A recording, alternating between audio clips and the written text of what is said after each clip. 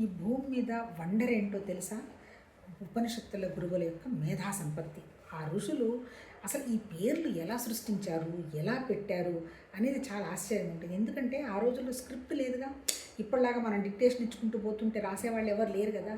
వాళ్ళేంటి ఆ పరమాత్మ తత్వంతో దగ్గరగా ఉండి దర్శించి వాళ్ళు గ్రహించి వాళ్ళు ఏదో మంత్రాల రూపంలోనే ఏదో చిన్న చిన్నగా, అంతే కదా. ఇంతంత పెద్ద గ్రంథాలు రాయడానికి పేపర్లు పుస్తకాలు ఎక్కడున్నాయి అంటే మొదట్లో అయితే అవి కూడా ఉన్నట్టు లేదు. అంటే వాళ్ళు శిష్యులకే బోధించుంటారు.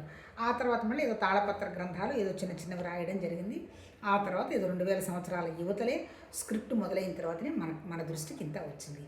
1108 మంది ఋషులు యునానిమస్గా చెప్పింది ఏంటి? వాళ్ళు వాళ్ళు గ్రహించింది వాళ్ళు చెప్పారు. ఏం గ్రహించారు వాళ్ళు? నేల మీద ఉన్నాక మనం కూడా ఉన్నాం కదా. కానీ మనకు అసలు అలాంటి ఆలోచనలు వస్తాయి. ఎందుకు వస్తాయి? మనం ఏం సంపాదించుకుందామా, ఏముందామా అనేటువంటి ఆలోచన తప్ప అసలు అంత డీప్గా వెళ్ళి ఆలోచించాల్సిన అవసరం మనకేం ఉండదులే. పట్టించుకోమన్నమాట మనం. ఇప్పుడు నేల మీద ఉన్నారు.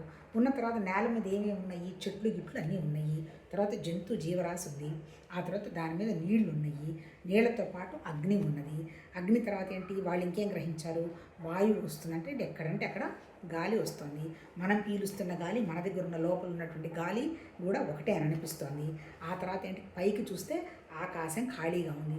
ఖాళీగా ఉందని వాళ్ళు ఎలా కనిపెట్టారు? పక్షులు కొన్ని యోజనాలు ఎగురుకుంటూ పోతున్నాయిగా. అంటే ఖాళీ లేకపోతే ఎట్లా ఎగురుతాయి? మరి ఈ 5 ఉన్నాయని ఎవరికి తెలుస్తున్నాయి? ఇప్పుడు ఈ ఋషుల మనసుకేగా తెలియడం. ఇప్పుడు మనది మనసు అనుకున్నాం, వాళ్ళది జ్ఞానం అనుకున్నాం. ఎందుకంటే పరమాత్మ తత్వంలోకి వాళ్ళ దగ్గరగా ఉన్నారని వాళ్ళు గ్రహించారు. మళ్ళీ ఆ ఋషుల్లో కూడా ఒకళ్ళ ఆలోచన అర్థం చేసుకున్నది, ఇంకొకళ్ళ ఆలోచన అర్థం చేసుకున్నది తేడా ఉందిగా. అంటే కారణం ఏంటి? ఒక ఆలోచనకి తేడా ఉంది. మరి ఇది రైటా రాంగ్ అని ఎవరు ఫైనలైజ్ చేస్తున్నారు? మళ్ళీ మనలో ఉన్న బుద్ధి లేదు, వాళ్ళలో ఉన్న బుద్ధి ఫైనలైజ్ చేస్తుంది. ఆ మహానుభావులు. నాకు ఆశ్చర్యం ఏంటంటే వీటన్నిటికీ పేర్లు పెట్టారుగా. భూమి అని ఎందుకు పేరు పెట్టాలి? నిరాకారమైనటువంటి భగవతత్వం అని ఎందుకు పేరు పెట్టాలి? అంతా వాళ్ళు పెట్టిందే నామాలు ఎక్కడున్నాయి? లేవు కదా. పరమాత్మతత్వం అనేది ఒక్కటి, నామరూపాలు లేనటువంటి ఒక శక్తి. మరి దాని తర్వాత వ్యక్తమైనటువంటి ప్రకృతి అంతా పేర్లతోనే ఉందిగా. పేర్లతో ఉంది, ఆలోచనలతో ఉంది. ఇదంతా ఎవరు సృష్టి?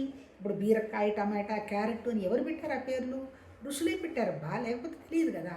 అంటే ఏంటి? మరి ఆ వాటిట్లో ఇప్పుడు భూమి ఉంది. భూమి లక్షణం ఏంటి? వాటిని మొక్కల్ని రప్పిస్తుంది. ఆ తర్వాత సృష్టిలో వాటిని దాని మీద ఉండేటువంటి క్రియేటివిటీ ఉంది. ఆ తర్వాత ఇంకోటి ఏంటి? గ్రావిటీ ఉంది. ఇన్ని లక్షణాలు ఉన్నాయి కదా. ఈ లక్షణాల యొక్క శక్తి ఎవరిది? అల్టిమేట్ గురువులు మన ఋషులు ఏం గ్రహించారు? ఆ పొటెన్షియాలిటీ అంతా భగవతత్వందే. అలాగే మనలో ఉన్నటువంటి పొటెన్షియాలిటీ కూడా భగవతత్వందే అని చెప్తూ ప్రకృతిని ఎంతవరకు ఉండాలో అంతవరకు ఉంటూ సమత్వ స్థితిలో ఉంటూ భగవతత్వ స్థితిలో ఉండమని మన